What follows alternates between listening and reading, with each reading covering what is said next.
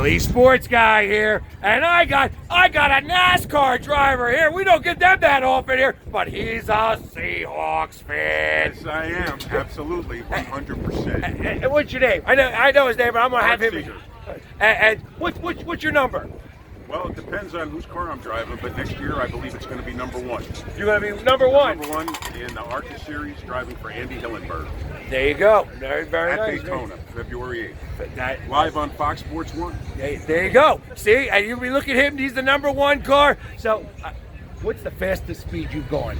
I would say 210 at either Talladega or going at the first turn at Pocono or Michigan. You might be a little faster than that, but it's not about the speed, it's about the competition that I love. I understand that. I can appreciate that. Yeah, so do you know how to make a right turn?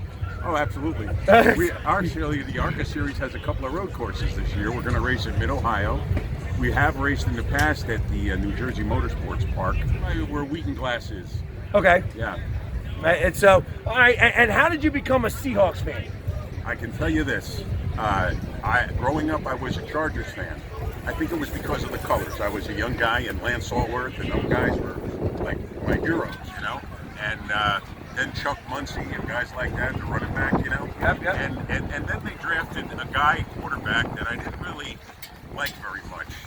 So Are you talking Dan Fouts? No. That's Fouts I love. More recent than that. No, okay. I just didn't like his attitude. Really? And anyhow, you know, I don't want to be negative, but that's okay. We're a little negative here sometimes. I always root for the underdogs, you know. And what happened was I was watching the game between the Seahawks and the New Orleans Saints, and Marshawn had his Beastquake run, and I said, that is the team for me. That's my new team. Gotcha. Because everybody played their heart out on that play. Even the quarterback, Hasselback, had a block at the 10-yard line, if you watch the replay. That helps bring Marshawn to the end zone. So, you know, how many quarterbacks run 45 yards downfield to make a block at the 10-yard line? They just wanted that game so bad, and I said, this is the team for my destiny. Gotcha. So I'll tell you a little story about a Hasselback. So not your Hasselback. So the Eagles had the other Hasselback brother, and they cut him from the team. And I happened to be at the old vet, and I won this obstacle course. And this is his jersey.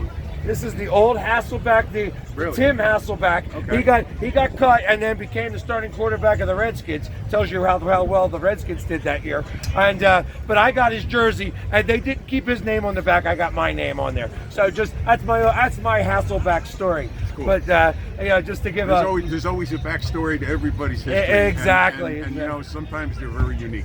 So so what do you think's going to happen today? Well, I think that the weather's going to play a role in the game. I think that the Eagles are probably going to give Russell Wilson a hard time, but I think in the end, it could be a 23-21.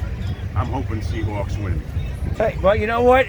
I think it's going to be a close game. I think it's going to be a lot closer than we think. Absolutely. I know that the Seahawks have had our number for a little bit of time. You know what I mean? They've won the last 4 times they've come here. They've won 6 of their last 7 games here. But that's why trends are meant to be broken. That's what happens. And the fact that they've still made the Eagles a favorite in this game is a little funny to me. You know, last time I checked, it was one. You know, we were given 1.5 points. So, and that's a little telling to me.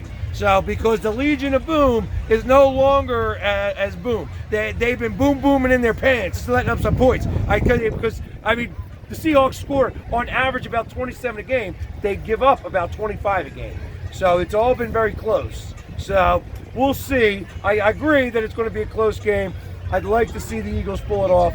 I know that Russell Wilson's having an MVP season, though. So, have you gotten over the fact that Marshawn wasn't handed off the ball? Play clock at 5. Pass is intercepted at the goal line by Malcolm Butler. Unreal. 4 or 5 years ago? My opinion is that, you know, everybody knew he was going to get the ball, and chances are, you know, 85% he was going to score that touchdown. But, you know, Carroll is about mixing it up, and I think that's what, that's what bit him this time. But I've gotten over it. I was pretty devastated at the time, like I think we all were. including Marshawn and Right. all the coaches, everybody. Yeah. But you got to move on. I can appreciate that. So now we're going to switch from football. How do you feel you're going to do this season? Oh, I think I'm going to do great. The team I'm driving for is a top 10 team.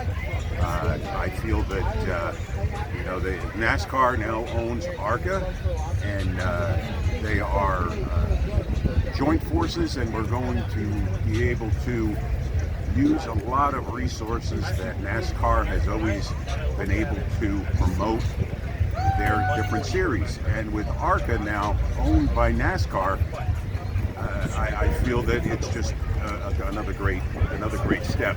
Kind of like when the AFL merged with the NFL.